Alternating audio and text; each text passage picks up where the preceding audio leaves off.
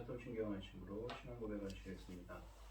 전능하사 천지를 만드신 하나님 아버지를 내가 믿사오며 그 외아들 우리 주 예수 그리스도를 믿사오니 이는 성령으로 잉태하사 동정녀 마리아에게 나시고 본디오 빌라도에게 고난을 받으사 십자가에 못 박혀 죽으시고 장사한 지 사흘 만에 죽은 자 가운데서 다시 살아나시며 하늘에 오르사 전능하신 하나님 우편에 앉아 계시다가 저리로서 산자와 죽은 자를 심판하러 오시리라. 성령을 믿사오며 거룩한 공회와 성도가 서로 교통하는 것과 죄를 사하여 주시는 것과 몸이 다시 사는 것과 영원히 사는 것을 믿사옵나이다. 아멘. 찬송가 214장입니다. 찬송가 214장입니다. 나 주의 도움 받고자 주 예수님께 빕니다. 그 후원 허락하시사 날 받아주소서. 내 모습 이대로 주 받아주소서. 나 위에 돌아가신 주 날 받아주소서. 범죄에 빠져 영주고 나 위에 피 흘렸으니 주 형상대로 빚으사 날 받아주소서. 내 모습 이대로 주 받아주소서.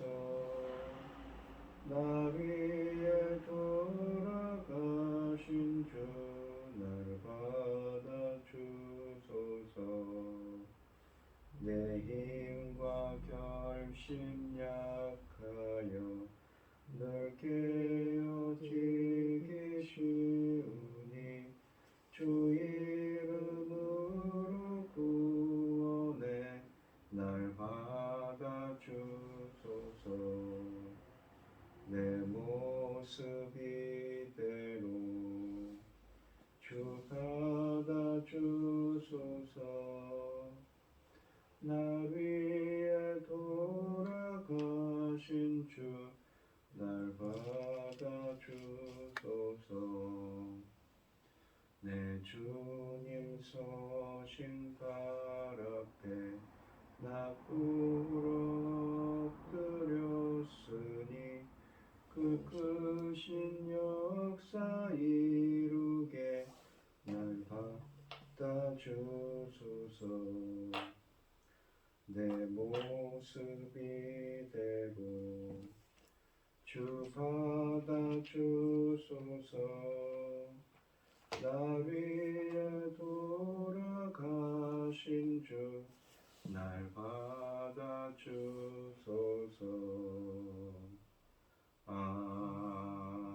아멘. 오늘 함께 하실 하나님의 말씀은 이 사사기 11장 29절로 40절 말씀입니다.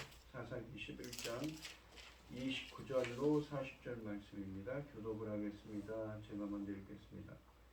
이에 여호와의 영이 입다에게 임하시니 입다가 길르앗과 므낫세를 지나서 길르앗의 미스베에 이르고 길르앗 미스베에서부터 암몬 자손에게로 나아갈 때에 여호와께서 대주께서 과연 암몬 자손에 대해서 남겨두시면 내가 암몬 자손에게서 평안히 돌아올 때에 누구든지 내 집 문에서 나와서 나를 영접하는 그는 여호와께 돌릴 것이니 내가 그를 번제물로 드리겠나이다 하니라.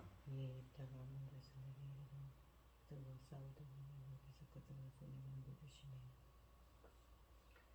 아르엘에서부터 민낫에 이르기까지 20성읍을 치고 또 아벨 그라민까지 매우 크게 무찌르니 이에 암몬 자손이 이스라엘 자손 앞에 항복하였더라. 입다가 미스바에 있는 자기 집에 이를 때에 그 딸이 소고를 춤추며 나와서 영접하니 이런 그 무난 동료라. 입다가 이르고 자기 옷을 찢으며 이르되 어찌할꼬 내 딸이여 너는 나를 참담하게 하는 자요 너는 나를 괴롭게 하는 자 중에 하나로다. 내가 여호와를 향하여 입을 열었으니 능히 돌이키지 못하리로다 하니 딸이 그에게 이르되 아버지께서 여호와를 향하여 여섰으니 아버지가 이것을 내 말씀대로 내가 행하소서. 이는 여호와께서 아버지를 위하여 아버지의 대적하는 것은 왕주로 값으셨습니다 하라. 또 그의 아버지에게 이르되 이 일만 내게 허락하사 나를 2달만 버려 두소서. 내가 내 여자친구들과 산에 가서 나의 처녀로 죽음을 인하여 애곡하겠나이다 하니 그가 이르되 가라 하고 그 두 달을 기한하고 그를 보내니 그가 그 여자친구들과 가서 산에서 처녀로 죽음을 인하여 애곡하라.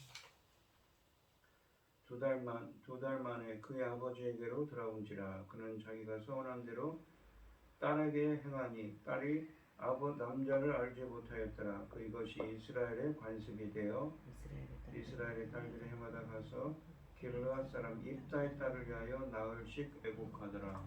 아멘. 오늘 본문 말씀의 제목은 입다의 서원입니다.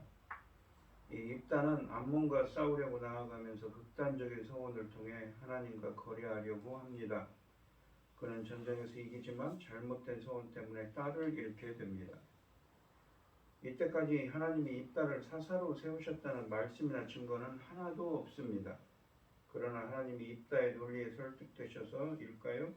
29절에 보시면 하나님의 영이 그의 위에 임했다고 29절에 말씀하십니다. 이미 온니엘, 기드온이 경험했고 앞으로 삼손이 경험할 일이 입다에게도 일어납니다. 하나님의 영이 입다의 위에 임했다는 것은 주님께서 그를 사사로 세우셨다는 증표입니다. 그러나 이미 언급했듯이 사사기에서 하나님의 영이 사사에게 임한다고 해서 모든 것이 잘 될 것을 뜻하는 것은 아니며 특히 하나님의 영을 받은 사람의 영성이 더 좋아진다는 것을 보장하는 것도 아닙니다. 다만 하나님의 영을 받은 사람에게 하나님을 구원할 수 있는 권한을, 그러니까 달란트를 주신 것입니다. 입다의 경우 주의 백성을 위하여 전쟁을 하는 권한을 주신 것을 상징합니다. 사사기에서 하나님의 영은 경건과 거룩으로 사람을 사로잡지 않습니다. 오히려 하나님의 영을 받은 사사들의 행동이 시간이 흐를수록 괴팍해집니다. 온유한 사사들 중에 모범 사례이기 때문에 하나님의 영을 받자마자 이스라엘을 구원했습니다. 그러나 기드온은 하나님의 영을 받고도 하나님의 말씀에 대해 의심을 계속 품었습니다. 잠시 후에 만나게 될 삼손도 하나님의 영을 받고 난 후에도 통제불능이 됩니다. 그래서 삼손에게는 하나님의 영이 3차례나 임해야 합니다. 시간이 흐를수록 사사들의 성향이 악화되어 삼손은 거의 통제불능 상태가 되는 것입니다. 시간이 지나면서 하나님의 영의 능력이 능력이 약해지기 때문에 일어나는 현상은 아닙니다. 다만 사사들의 완악함이 더해가서 하나님의 영의 영향을 받기를 거부하는 것입니다. 이런 맥락에서 입다의 이야기도 해석되어야 합니다. 입다도 하나님의 영을 받지만 그 영으로부터 많은 영향을 받기를 거부합니다. 그래서 결국 무난동료를 희생시키는 비극의 주인공이 되고 더 나아가 42,000명의 동족을 살해하는 잔인한 지도자로 전락합니다. 하나님의 영의 임재는 여호와께서 입다 이야기에서 처음으로 침묵을 깨시는 순간이기도 합니다. 10장 11절로 16절 말씀에서 하나님이 이스라엘을 야단치시면서 더 이상 이스라엘을 구원하지 않겠다고 선언하신 순간부터 이때까지 지속되어 왔던 질문, 곧 이스라엘은 과연 어떻게 될 것인가라는 질문이 응답을 받는 순간입니다. 하나님이 다시 한번 이스라엘에게 구원의 손길을 뻗치신 것입니다. 비록 입다가 순전히 사람들의 결정과 노력으로 이스라엘의 통치자가 되었지만 하나님은 관여하지 않으시고 그를 이스라엘을 구원하는 도구로 사용하기로 작정하신 것입니다. 사사기에서 사람이 하나님의 영을 받는다는 것은 항상 물리적이고 신체적인 힘이 그에게 임한다는 것을, 그러니까 달란트를 주신 겁니다. 전쟁을 이길 수 있는 능력을 주신 거죠. 하나님이 주신 힘으로 무장한 입다는 29절에 보시면 길르앗, 므낫세, 미스베 등을 분지히 돌았습니다. 암몬 사람들을 대적할 만한 병력을 동원하기 위해서였습니다. 이스라엘 사람들이 그의 부흥에 어떻게 반응했는지 알 수 없습니다. 그가 암몬 사람들이 있는 곳으로 돌아갈 때쯤에는 충분한 군사가 동원되었을 것입니다. 하나님의 영이 그를 도왔기 때문입니다.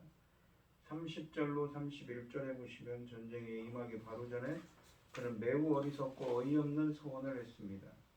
하나님이 암몬 자손을 내 손에 넘겨주신다면 내가 암몬 자손을 이기고 무사히 돌아올 때 누구든지 내 집 문에서 먼저 나를 맞으러 나오는 그 사람은 주의 것이 될 것입니다. 내가 번제물로 그를 드리겠다고 서원을 한 것입니다. 많은 문제를 안고 있으며 그냥 지나쳐서는 안 되는 약속입니다.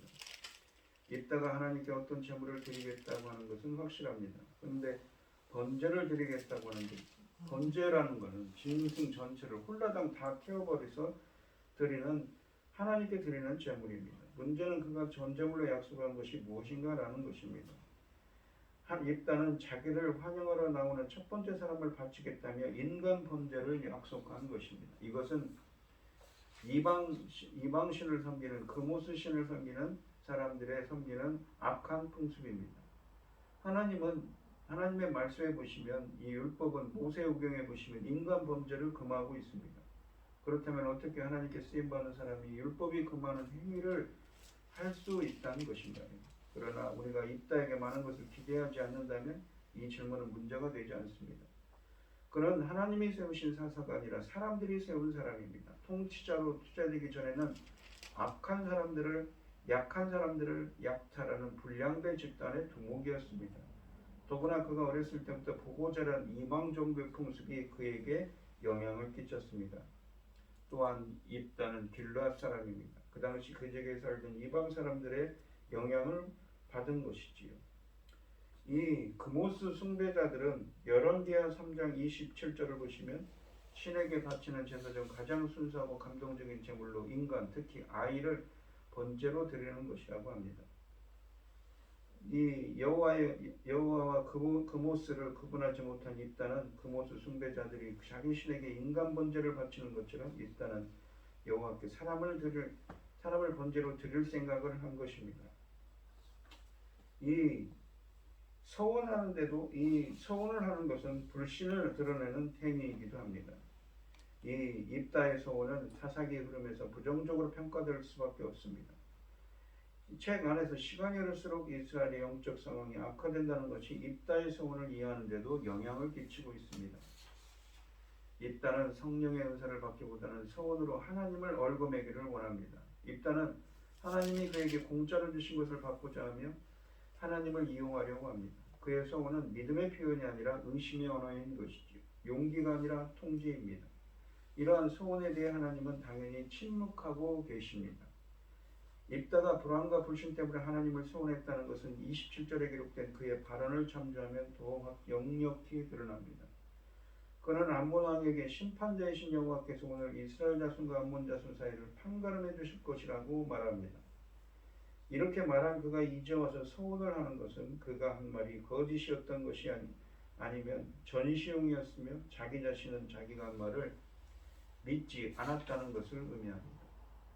승리를 원하는 간절한 마음은 충분히 이해할 수 있지만 평생 첩의 아들이라는, 그것도 창녀의 아들이라는 신분 때문에 괴로웠던 사람입니다. 그런 배다른 형제로부터도 쫓겨난 사람이었습니다. 하나님을 신뢰하지 못해 협상 내지는 타협을 추구하는 과정에서 선언된 것이 이 서원이었습니다. 하나님 당신이 이만큼 하시면 나는 저만큼 하겠습니다 라는 잘못된 기도와 맹세는 이 입다의 기도와 맹세는 매우 잘못된 것이었습니다. 그런데 어처구니 없게도 그 입다의 희생 제물로 딸이 된 것입니다. 하나님은 입다가 가장 소유중에 여기는 딸을 가지고 이 맹세 책임을 물으셨습니다. 만약에 입다의 아내가 뛰어나왔다면 입다는 어떤 반응을 보였을까요? 32절에 보시면 여호와께서는 입다의 소원에 어떤 반응도 보이지 않으시고 이미 하나님의 영을 그에게 주신 것을 통해 보장한 승리를 주셨습니다. 결국 암몬은 33절을 보시면 이스라엘에게 항복하고 말았습니다.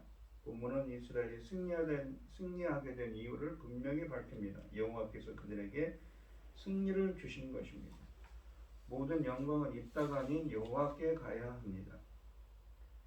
오히려 주님은 이곳에 입다가 암몬 사람들과 싸워 승리한 일은 불과 2절에 정리되어 있습니다. 본문이 입다의 이야기를 이곳에 기록하는 이유가 그의 용맹이나 그가 어떻게 이스라엘을 구원했는가에 초점을 맞추고자 한 것이 아니라는 것을 시사합니다.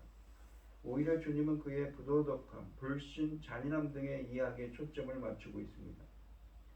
입다의 영웅적인 삶을 부각시키고자 그의 이야기를 회고하는 것이 아닙니다. 이렇게 부족하고 형편없는 사람을 들어 쓰신 하나님의 위대하심과 신실하심을 알리기 위해 입다 이야기를 기록하고 있는 것이지요. 여호와께서 암몬 사람들을 입다의 손에 붙이셨다는 말로 잠시 흐름이 멈춘 소원 이야기가 계속됩니다.